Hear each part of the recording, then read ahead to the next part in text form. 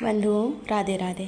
बंधुओं, भाद्रपद माह के शुक्ल पक्ष की एकादशी तिथि को परिवर्तनी एकादशी तिथि, पद्मा एकादशी अथवा जल झूलने एकादशी भी कहा जाता है। ऐसी मान्यता है कि भगवान विष्णु योग निद्रा में पाताल लोक में शयन कर रहे हैं, तो इस दिन वे करवट लेते हैं, इसलिए इस तिथि को परिवर्तनी एकादशी कहते हैं। इस दिन व्रत करें और विधि विधान से लड्डू गोपाल की पूजा करें। तो इसके लिए आप पहले एक बर्तन में लड्डू गोपाल को विराजमान कर लीजिए, फूलों का आसन दे करके, फिर जल से और दूध से, फिर जल से स्नान करा करके आप उनका अंग पोषण करके उनको वस्त्र धारण करा दीजिए।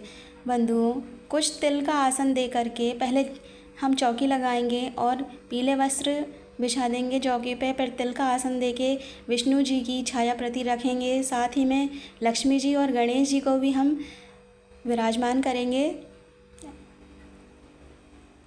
ऐसा कहा जाता है कि इस दिन वामन अवतार हुए थे, इसलिए भी हम इस एकादशी को वामन एकादशी के भी नाम से जानते हैं। हमने लड्डू गोपाल को भी साथ में रख लिया है। चाहे तो आप जल के छींटे दे के स्नान का भाव दे दें, फिर आप पुष्प का आसन दे करके एक दिया जला लें। चाहे तो वो शुद्ध घी का हो सकता है, तिल के तेल का हो सकता है।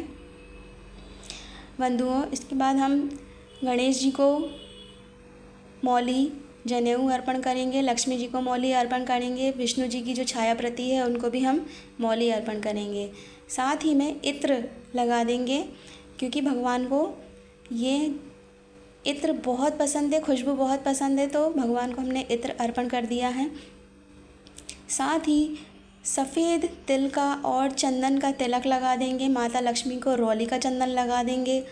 आपके पास अबीर गुलाल हो तो आप वो भी अर्पण कर दीजिए। भगवान जी को ये सब चीज़ें बहुत पसंद होती हैं, भगवान बहुत प्रसन्न होते हैं इन सब चीज़ों से। जो थोड़े से तिल हम लेकर के दिए में डाल देंगे, क्योंकि कहा जाता है कि दिए में जितने भी तिल चटकेंगे वो हमारे दुखों का निवारण करते हैं, हमारे कष्टों का, पापों का निवारण करते हैं। भगवान को हम पीले फूल अर्पण करेंगे, लक्ष्मी जी को लाल फूल, गणेश जी को दूर्वा और लड्डू गोपाल विष्णु जी को तुलसी दल अर्पण कर देंगे। इसके बाद हम उनको जल दे देंगे और जल रखने के बाद में भोग लगा देंगे। भोग लगाइएगा, गणेश जी को अलग से भोग लगाइएगा, लक्ष्मी जी को अलग से, और विष्णु लड्डू गोपाल को जो भी हम भोग लगाएंगे उस पर तुलसी दल अवश्य देंगे। तुलसी दल यदि हम भोग पर रख देते हैं तो हमारे भगवान भोग को जल्दी ही स्वीकार कर लेते हैं। इसके बाद जो भी गलती हुई हो क्षमा कर मांगते हुए हम कुछ दक्षिणा रख देंगे, क्योंकि जो भी हमने गलती की है वो हमारी दक्षिणा में पूर्ण हो जाती है। धूप दीप दिखा देंगे, भगवान को हाथ जोड़ के क्षमा प्रार्थना कर लेंगे। उसके बाद में हम सफ़ेद तिल और कुछ फूल पुष्प ले करके भगवान की व्रत कथा पढ़ेंगे।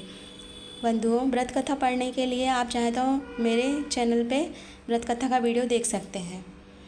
व्रत कथा पढ़ने के बाद आपने जो भी हाथ में तिल और पुष्प लिए थे भगवान को अर्पण कर देंगे, हाथ जोड़ लेंगे, विनती करेंगे और हमारे व्रत को सफल बनाने में सहायता के लिए बोलेंगे। कपूर जला करके भगवान की आरती गा लेंगे। आप चाहें तो ओम जय जगदीश हरे आरती गा सकते हैं, चाहे तो कुछ मंत्र भी पढ़ सकते हैं, ओम वासुदेवाय नमः, इस तरीके से।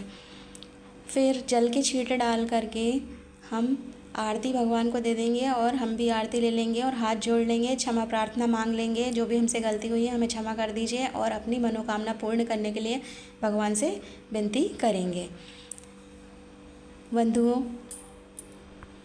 बंधुओं, परिवर्तनी एकादशी तिथि का आरंभ 13 सितंबर शुक्रवार को रात 10:30 से होगा और यह 14 सितंबर शनिवार को रात 8:41 पर समाप्त होगा।